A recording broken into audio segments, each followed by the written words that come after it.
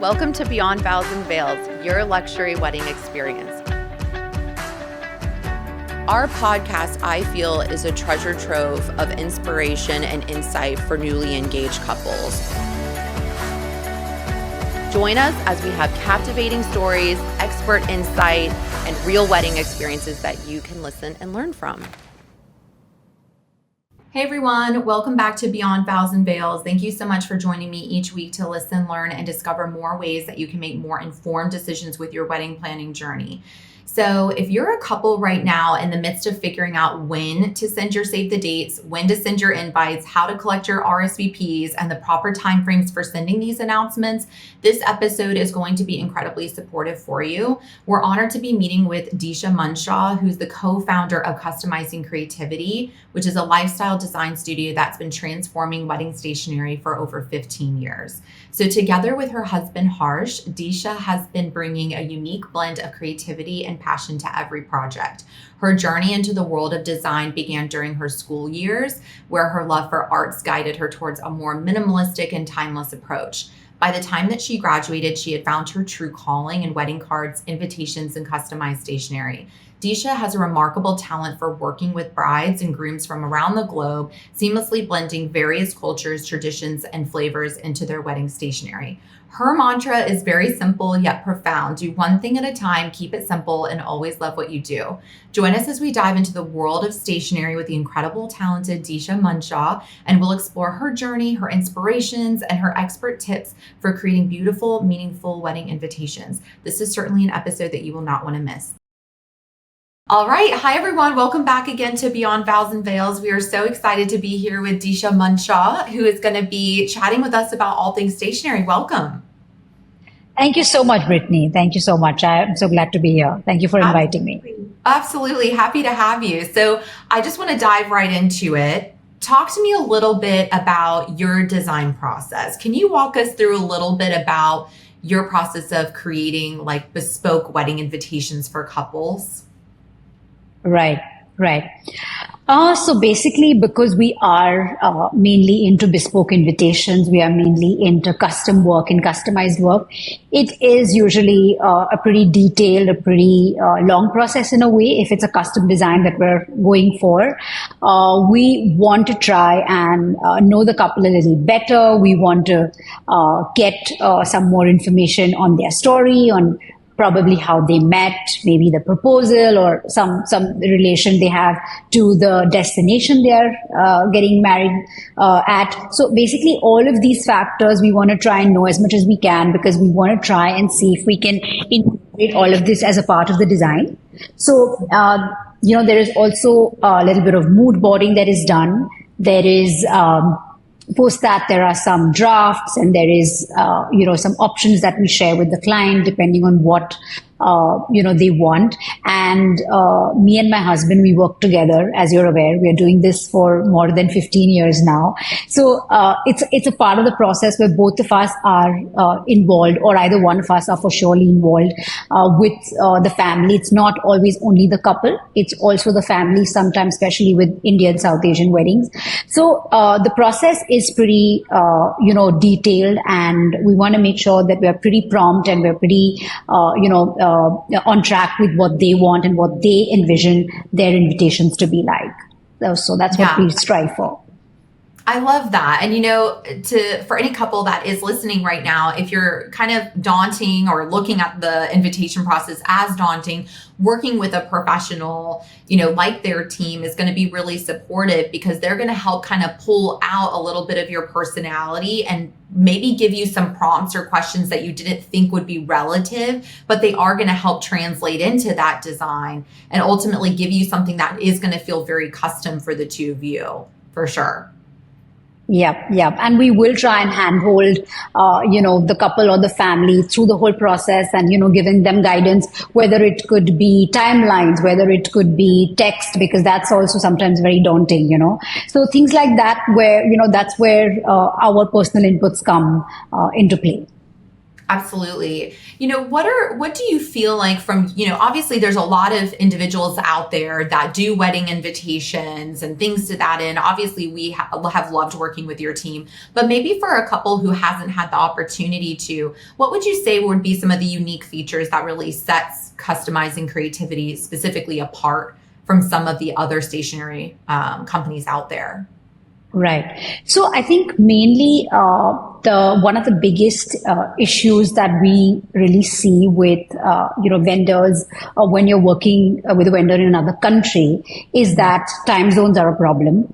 Being prompt or being responsive or responsible enough to be able to give answers quickly is a big issue. I think that is one thing that we realized over time, over so many years of experience, that is one thing that we want to make sure that we are completely on it all the time. So whether, we actually work, we are based out of India, right? So we actually work 8 a.m. onwards in the morning, so we can service clients from the US, and we also do calls which are later in the night, which will service the US market. So that's, I think, one thing that we are pretty flexible. We are a husband-wife couple who run the show, so we're more than happy to be flexible enough and make sure that all the timings, because that's their personal work for the couple. So we want to make sure that we are kind of very, very involved. I think that's the first thing that we feel. Secondly, of course, all of that set apart, I think it's the design. At the end of it, if, everything can be in place, but if the client or the couple is not happy with the final output, I think then the whole exercise kind of goes in vain. So we want to make sure that we are giving them exactly what they want, and sometimes not exactly what they want, which is also, sometimes really helpful, because sometimes couple have a really strong, opinion on what they want, but eventually when they see the first draft of it, they probably don't like it, and then it's kind of showing them what might look good for them. So I think these are the two things where we want to make sure that we are on it all the time, and we want to guide them in the right direction, and that's mainly what we strive for. Yeah, I love that answer, honestly, because, the invitation sort of stationary field can be really difficult for couples to approach. And I feel like the one thing in our industry is, they always are looking at like pictures online and like on Instagram and Pinterest. And it's always like, well, I want this, or I want something similar to this. Like, what does this cost? And I think I'm trying to remove the stigma that there's just like a one size fits all in terms of cost ranges. Sure. And also just the fact that if you do decide to work with, someone like your establishment that maybe isn't US based, like, is that going to then become a headache for communication throughout the course of the planning process? And I think you just kind of eliminated that by saying, listen, we can be flexible to your time zone. We can make sure we're setting some things up. And I know I've worked with couples that have really hectic work schedules and they're not always readily available. And it almost works out better, the time frame sometimes, for you to be able to talk to them at certain times to get things accomplished. Yeah, for sure. That customer service always is very important. I'm curious, and just in terms of, couples who are in the very beginning stages of thinking about their wedding invitations, like, are there any, advice that you would give to them to be prepared for coming into a potential consultation, or even when they're looking at potentially vetting some people to provide them with stationery? Right. So I feel there are a few things that I'd like to touch upon here. Is that, yes, you can, when you come to us initially, you can have basic mood board of what you want. Like you said, I think nowadays every couple, every bride, every groom is on Pinterest or on, the likes, when they are kind of looking for things and they have, boards already. But I think what is important is that you don't want to micromanage. I think that becomes really hard, because then that is what we have realized kind of, dampens our creativity, because then I think you're also trying to work online, and then you're trying to give a lot of inputs, and then it kind of, digresses the whole thing. And then, it I think completely looks like a complete new design, and, it doesn't turn out the way we want it. So I think that's one of the biggest things that I feel, that you can have a clear idea, but you don't need to kind of, come with too much information that's not needed. I think also before you come, you probably want to get an idea on approximately, when you want to send your cards out by, because that's probably one of the first things that I'm going to ask them. Because, depending on the timeline, we're going to work backwards, whether, let's say, if it's a save the date or the printed invitations, whether it is the stationery that they need. I feel, yes, we can guide them on when it is ideal to kind of come to us at what point. But I feel like to have a basic idea, it's much better. Let's say you want to send out your invites 8 months in advance, 10 months in advance, a year in advance, depending on when you want your RSVPs by. Especially, I would say this for destination weddings, because that's where I think most families struggle with RSVPs, right? So I think these are a few things that you want to keep in mind, but I think mainly coming with an open mind is great, because then we can, guide you better. Sure. That totally makes sense. A question that I get from couples a lot is, when is the ideal time to send out wedding invitations? And I'm sure you get this question a lot too. What would your answer be to that question? Because I know it's changed a lot. Yeah. So I would actually say, if you have sent out your save the date, let's say a year in advance, I think 8 months is a good time for you to send your invites by, 8 months to the wedding day. So that means that maybe you want to have your invitations in your hand by maybe 3 months prior to that. So you have enough time to give your guests to RSVP, because let's say if you're getting married on the 1st of Jan, let's say, right? And you want to send out your invitations 8 months prior to that. So you want to make sure that you have your invites by the 1st of Jan of the previous year. So at least, you have time, you send it out, you assemble it, you give an RSVP date of maybe, 30 days, 45 days from that date. And, you want to make sure that you get your RSVPs, I think would be good enough. I think that's the right time to send out your invites. I would say 8 months is good. For sure. You don't mess around. 8 months. That's a lot of time. Yeah. A lot of times our couples, it's like, as soon as we get the wedding date, it doesn't matter if it's a year away or 6 months away or whatever, we're sending a save the date out as soon as we can. Exactly. But the wedding invitation, I've noticed, is kind of sent like almost like 4 or 5 months out. But to your point, if you're doing like a destination location, I think requires people to get visas or passports or whatever it is, I think that's really important for them. As soon as you really can is probably the best answer. Yes, especially for destination weddings. Yes, and otherwise, I would say 4 months is good. 6 months is good. I mean, that's okay if it's the wedding is in your hometown or your home city or whatever, and then I think that's comfortable time, because then there's not much that you need to plan as well in terms of RSVPs, because then you probably have a set number of guests that are going to attend. Absolutely. And for couples also, I have a lot of couples I work with that do the tiering system too with their invitations, where maybe we're sending out batch 1 invitations to a certain group, and then we're having to send a separate RSVP deadline for that group. And then we're doing batch 2 after we receive those. So if you are a couple and you are considering tiering out your guest list, can make sure that you speak with your invitation, designer about that expectation, so that they also can give proper feedback on like what's realistic too. Correct. So that makes a lot of sense.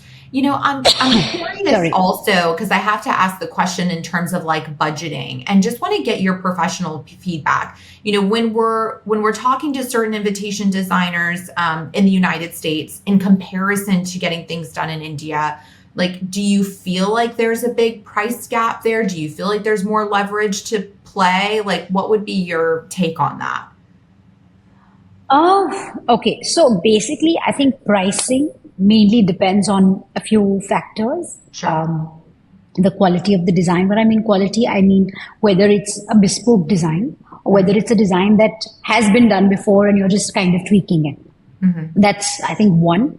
Secondly, it would depend upon your quantity, right? And thirdly, it would depend upon the printing details. These are the basic factors, right? Now, depending where you're getting it from, you can get a card from India or elsewhere.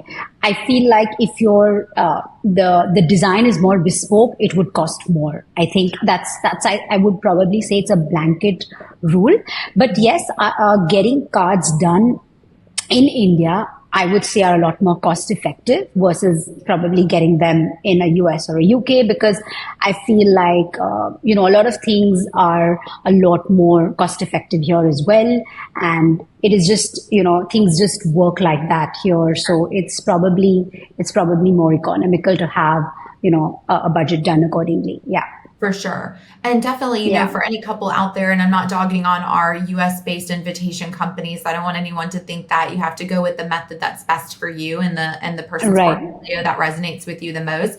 But I definitely think that having proper time, if you are going to go down the journey of working with someone who isn't in the US, making sure that you're not putting on such a time crunch either, that you've kind of given that time frame, because it does take time to create something that is custom. And I'll be honest, going back and forth with the edits, making sure the text is the way you want it to be, the time frames are accurate. All those things definitely take time. Right. For sure. Especially, I think if you are in a rush timeline, and that happens a lot. I mean, I'm saying, 4 months, 6 months, 8 months, but of course there are times where we have done a rush job. But what happens in a case like that is, at times it does cost more, because especially if it's full wedding season where, you have back-to-back things going on, you probably have to put something aside to make sure that, one card is kind of put in the middle. So sometimes, a vendor would probably charge a premium for that. I mean, and that's fair, because so that's why we always recommend that come well in advance, so that, you are kind of already cutting down that part for yourself. Right. That totally makes sense. Curious in terms of when couples are bringing inspiration pictures to you, usually the first thing we always look at is the details, right? Is it laser cut? Is there foil? Is it embossed? What are some of the things that really point out to you that maybe couples just who don't know? What are some of the factors that are either going to drive cost up or keep costs maybe at a mid-range? Right. Okay. So I would say that when we see a mood board, right, where you are making a mood board for purely print invitations, right? In that, I would say that the printing details really matter. It's really okay if the design is simple. I think your quality of the paper can make up for it. The printing detail, whether, like you said, is the foiling or the laser cutting, will stand out, especially with the, touch and feel. But let's say if you are opting for an option which has a combination, of digital as well as, print, those details get completely lost in a digital invitation, because it's going to be flat. It's going to be like a PDF that is probably going out to people. So that is where I feel like couples do make a little bit of, a judgment error, because I feel when it is an e-invite, there needs to be a little more texture, a little more color, I think even it should be a little busier, because it looks better on a phone or, an email versus it being printed only. So I think that is one thing that is important, and that's the first thing we look at. So when we're getting someone who wants to do, a print card, but wants to do something really simple and elegant, that's perfect. That's the way to go for it. And sometimes they would come up with a very simple design, but we will tell them how to enhance it further by exactly using the details you said, like the foiling, like the laser cutting, the embossing. There is something called UV printing, spot printing, which kind of highlights certain, details. There's something called electroplating, which is just like a little bit of a metal finish on the names, maybe, or maybe just the name of the event, or maybe the date. So we can guide them how to further enhance it. If we are doing, your full quantities of printed version, then there's nothing like it, because that's the touch and feel of, and that's actually the first look of your wedding, to be honest. So, that's going to really set the tone for all the upcoming festivities. Absolutely.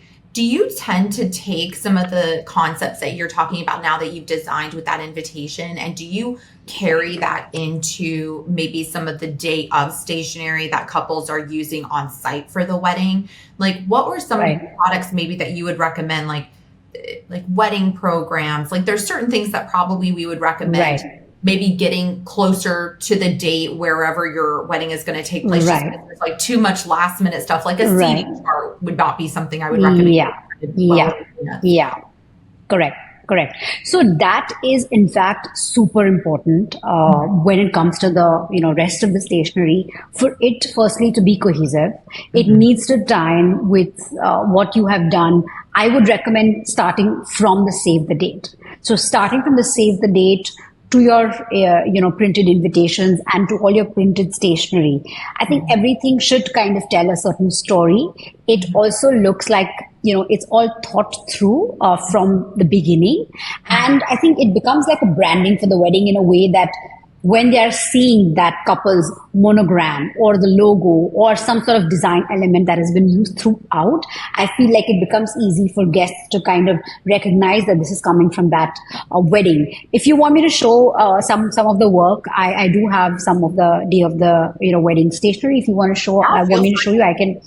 Okay, all right. So one of the super important items, which is super helpful with logistics, is basically an in-room itinerary like this, right? So this is something that has gold foiling. It has a logo of the couple, and then we have what is written on it is actually what is happening during the event. So this is something that is like a pocket size that can go in a bag. It can go in a men's pocket, anything, and it's easy to kind of carry around. So this is something that you would either give your guests at check-in, or you want to leave it in the room or on your hospitality desk.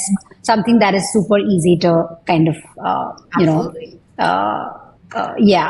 So that's one thing. Another thing that we don't do any weddings without, we call it like a schedule of events. And so when you're checking in and they're getting that key card and the welcome bag or whatever it is that the family's intending, getting that itinerary is so supportive. If you have, a hospitality room or breakfast or things going on in between, and you want your guests to know where they're going.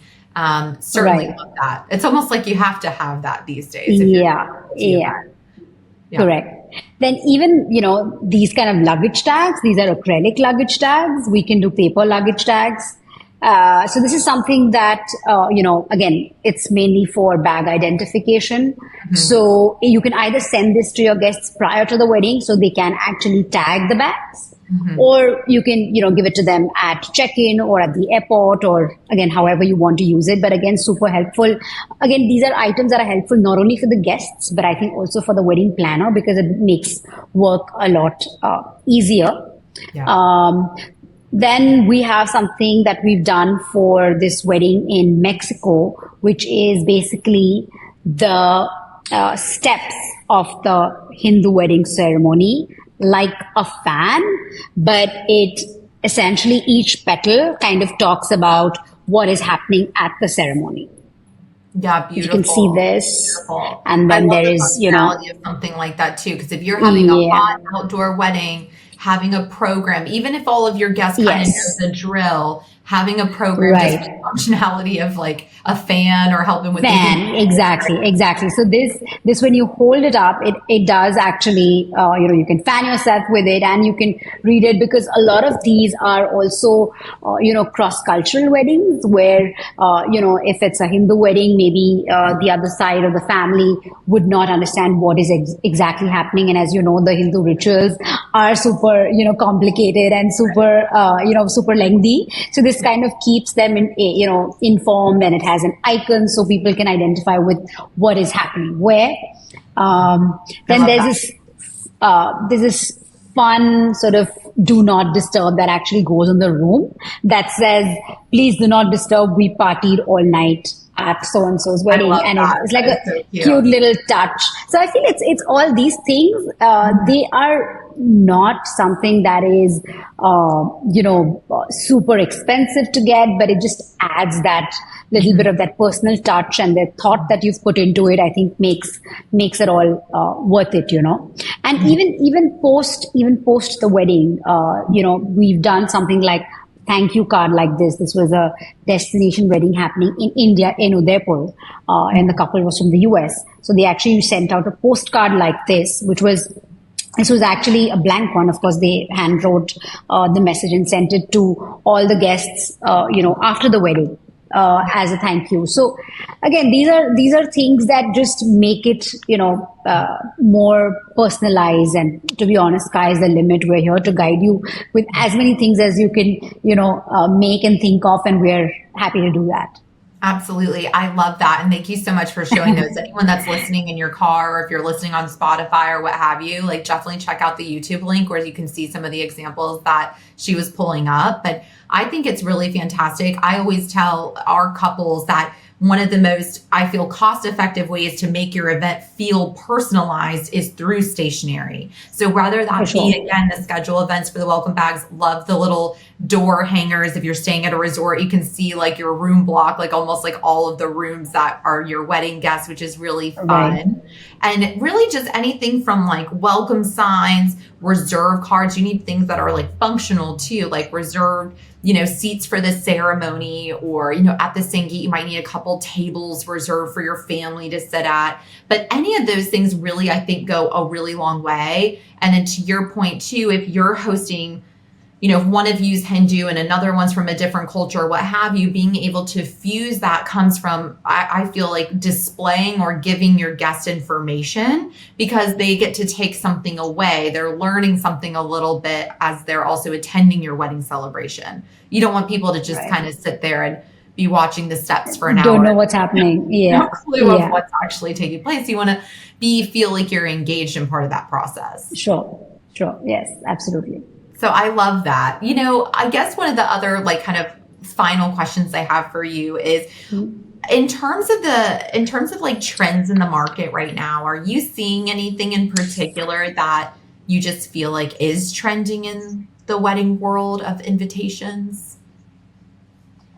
So, so when I would say trends, they are usually something that kind of runs over 2, 3 years. So what we've been seeing last year, this year, we're seeing a lot of botanicals, like big, bold botanicals. I think big florals, big foliage, a lot of tropical. Whether it's actually, in fact, whether it's a tropical or traditional, I think we're seeing a lot of the, big botanicals out there. We're also seeing a lot of, because we're seeing cross-cultural weddings, whether it's Indian and Asian or, any other cross-cultural, I think we're trying to fuse a lot of those, cultures, in it. So let's say if it's Indian getting married to some, a Chinese, but we try and see if we can have maybe the double happiness symbol somewhere, or we have the sign of, the dragon is also something that is very auspicious. And the lotus is considered auspicious in both cultures. So things like that, we're trying to see whether we can incorporate things like that. I think another thing that I'm seeing a lot is, especially with destination weddings, is that you want to try and reflect the destination within the invite. Also try and reflect the mood of the event, I think, in the invite. If it's any of the Indian functions, whether you do a haldi or maybe a sangeet, a mehendi, you want to see that you are trying to incorporate some elements of that decor. Again, because I think it just kind of excites the guest a little bit. They know what to expect. I think that is also pretty interesting, because every wedding has some sort of different decor. Haldi is haldi, but it's still done so differently across all weddings. So it's very interesting how we want to try and integrate that as a part of the invite. I think that's definitely big. Another thing that we see, which is, I think, I would not say this is a trend, but I think this is something that is classic. And it always looks good. It's never a bad idea. Is, I think, classic royal jewel tone invitations. So whether we're looking at your rubies or your emeralds, your navy blues, your any jewel tones like your silk purple, I think those colors really, kind of reflect, the wedding in a very sort of royal, a very grand way. I think these are few things that we see that, either keep trending or they remain. The trend comes and then it remains. Then it's no more a trend. Then it becomes a classic. So I think this is another one. And I think one that we've seen that has stayed for some time is the traditional watercolor, hand-painted, kind of very soft florals, or it could be a painting of the location, or maybe something, if someone you have who can actually illustrate the portrait of the couple, something like that. That kind of adds that personal touch to it. That's also something that we see, which is probably here to stay for some time. Yeah, I absolutely love that. I think that's really great support in terms of what's trending, because I'm with you. It's almost like sometimes it just comes full steam. We even see that in our fashion too, right? And It's so funny when you mentioned jewel tones, because I was like, when I got married a very long time ago, and I feel like I was definitely influenced by my clients, because I pretty much only do, South Asian weddings, and I feel like I was jewel tones with everything with my own wedding. So it's like such a pretty classic palette, I love it. Yeah. Well, thank you again so much for your time and your insight. Honestly, again, this podcast is really supportive for all those couples listening that are at the beginning stages or in the thick of planning their invitations, or if you're just looking for guidance and insight. And if you do want to check out more about customizing creativity, we definitely will make sure to include that in the link below, so that you'll be able to check out their work and reach out to them if you'd like to start the process. Thank you so much, Brittany. This was lovely. I'm so glad that we did this, and thank you for inviting us. This was really nice, and I think it was a very nice, casual conversation. I'm so glad this worked out. Thank you. Absolutely. Thank you so much. I really appreciate it. Thank you so much, everyone. Thank you so much. Bye-bye.